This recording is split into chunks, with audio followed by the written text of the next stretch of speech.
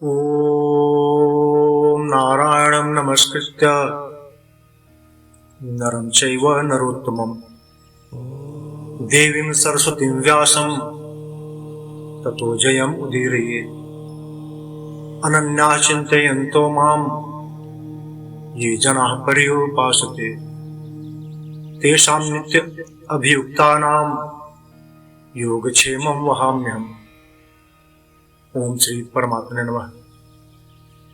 प्रारब्धम भुंज्यमानो हि गीता अभ्यासरतः सदा स मुक्तः स सुखी लोके कर्मणाः न उपलिप्यते।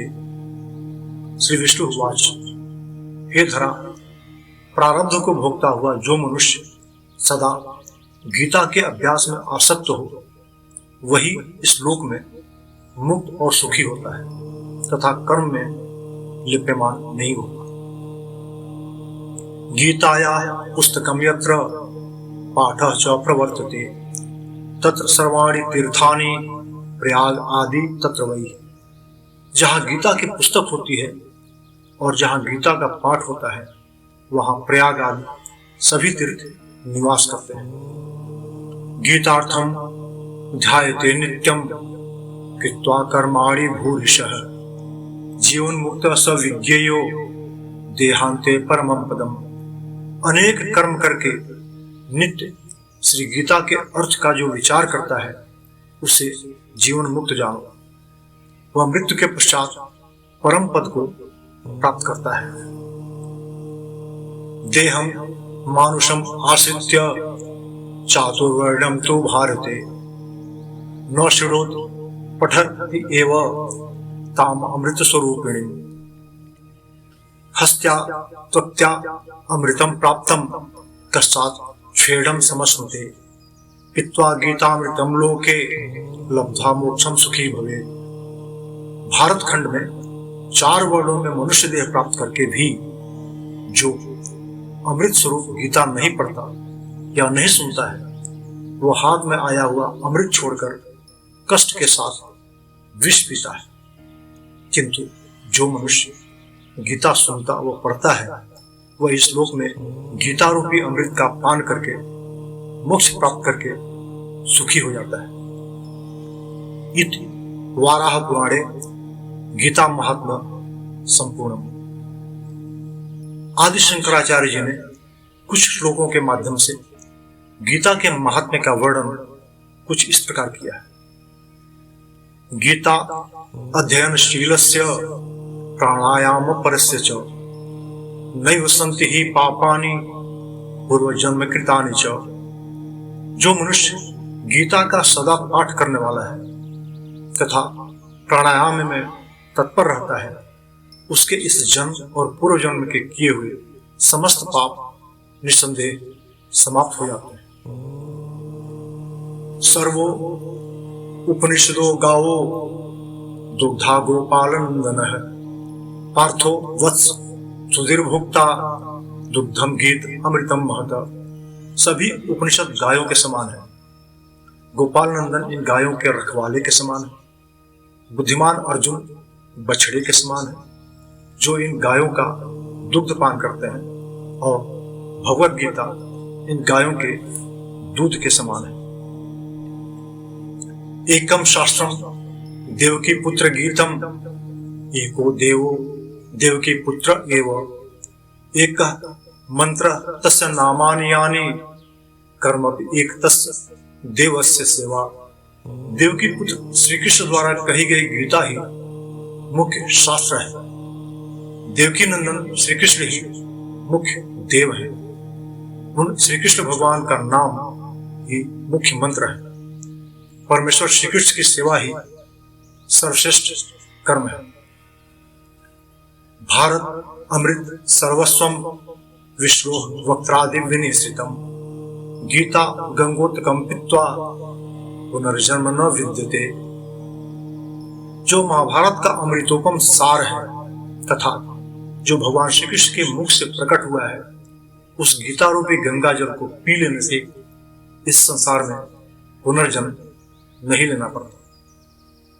भगवद गीता किंचित धीता गंगा जल्लव कड़िका पीता सकृत अपियेन मुरारी समर्चा कृते तस्यमेन न चर्चा।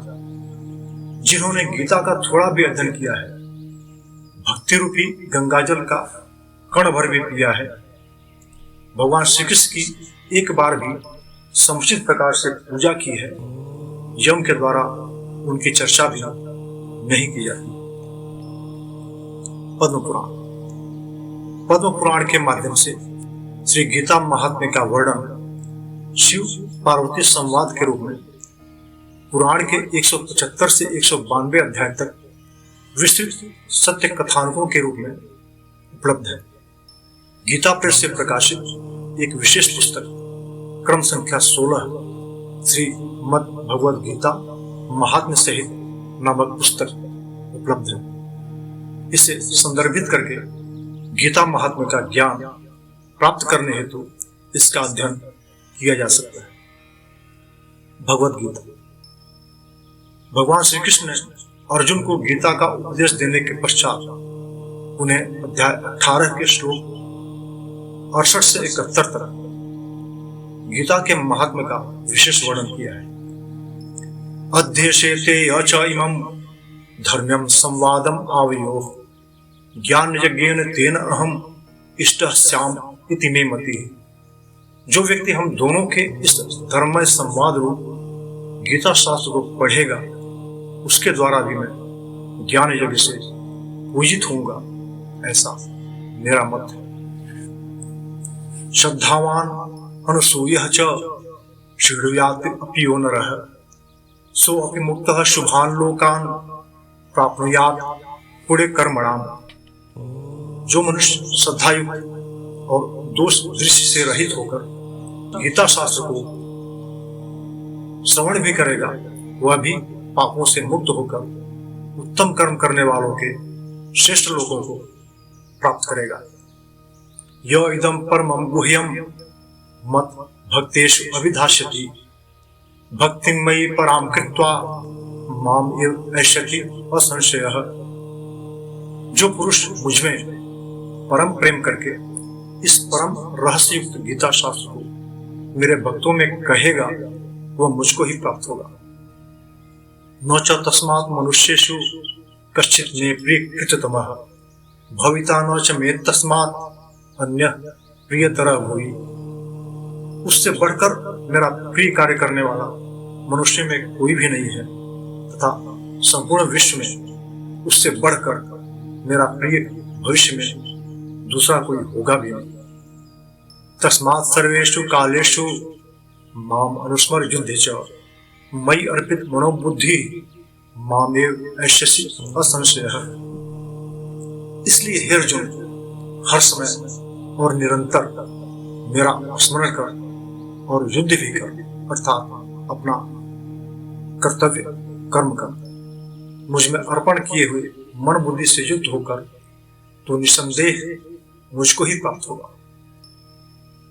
अतः हम सभी का यह प्रमुख कर्तव्य बनता है कि हम अपने दैनिक जीवन के समस्त विहित कर्मों का पूर्ण ईमानदारी पूर्वक निर्वहन करते हुए गीता के तत्व ज्ञान और प्रभु के प्रति अनन्य भक्ति के सहारे अपने इस मानव जीवन को सार्थक व सफल बनाएं। जय श्री कृष्ण। जय हिंद।